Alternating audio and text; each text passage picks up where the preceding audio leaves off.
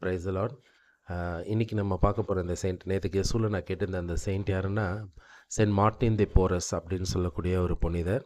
இவர் வந்து டிசம்பர் மாதம் 9ஆம் தேதி 1579ஆம் ஆண்டு லிமா அப்படின்ற ஊரில் பெருநாட்டில் பிறந்தவர். இவர் ரொம்ப எளிமையான ஒரு குடும்பத்தில் இருந்தவர். அதாவது எப்படி எளிமைன்னா, இவங்க தந்தை வந்து ஒரு பெரிய நோபல் ஃபேமிலியை சேர்ந்தவர் தான். ஆனால் வந்து அவர் ஒரு அடிமை பெண்ணாக, இவங்க அம்மா வந்து ஒரு அடிமை பெண். அவங்கள வந்து திருமணம் செஞ்சு வாழ்ந்துட்டுருக்காரு. வாழ்ந்துட்டு பாதியிலே விட்டுட்டு போயிடுறாரு.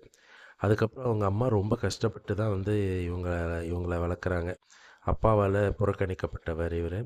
அதுக்கப்புறம் ரொம்ப கஷ்டமான ஒரு சூழ்நிலையில் ஆள்றாரு. படிக்கிறதுக்கு இவருக்கு நிறைய வாய்ப்பு ஏற்படலை.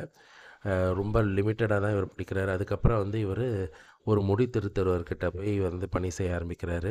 அந்த முடி திருத்துறவங்க வந்து பா கொஞ்சம் முடி திருத்துற வேலையும் செய்வாங்க.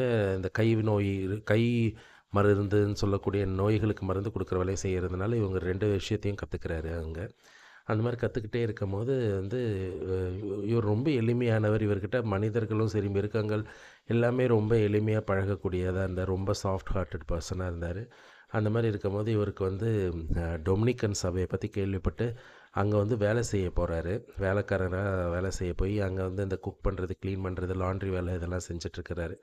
அந்த மாதிரி நேரத்தில் இவருக்கு அந்த டொமினிக்கன் சபையோட அந்த எல்லா வேலைகளையும் பிடித்து போய் அங்கே இருக்கிற ரூல்ஸ்லாம் பிடிச்சி போய் இவர் வந்து அங்கே அந்த இதில் லே பிரதராக வந்து ஜாயின் பண்ணிடுறாரு. இவர் வந்து செயின்ட் ஆஃப் ப்ரூம், துடப்பத்தின் புனிதர்ன்னு சொல்கிறாங்க. அப்படின்னா என்னென்னா, எப்போ பார்த்தாலும் வேலை செஞ்சுக்கிட்டே இருக்கக்கூடியவர். எளிமையான வேலைகள், பெருக்கிறது, துடைக்கிறது, கழுவுறது, அந்த மாதிரி வேலைகள் மட்டுமே செஞ்சுட்டு இருந்தவர்.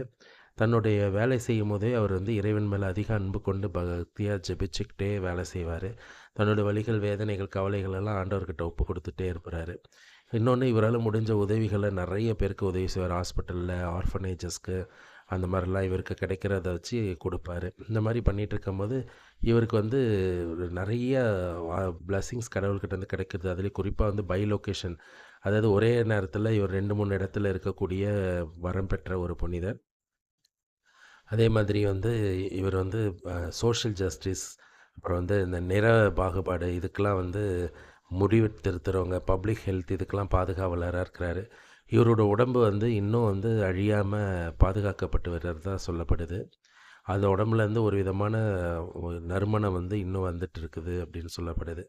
இப்படிப்பட்ட ஒரு மகா பெரிய புனிதர் தான் செயின்ட் மார்ட்டின் டி போரஸ். இவர்கிட்ட வந்து நிறைய சக்திகளும் எளிமையும் இருந்து ஆண்டவரால் மிகவும் நேசிக்கப்பட்ட ஒரு புனிதர். இவரும் ஆண்டவர் மேலே ஆண்டவருக்காக வாழ்ந்தவர். Praise the Lord.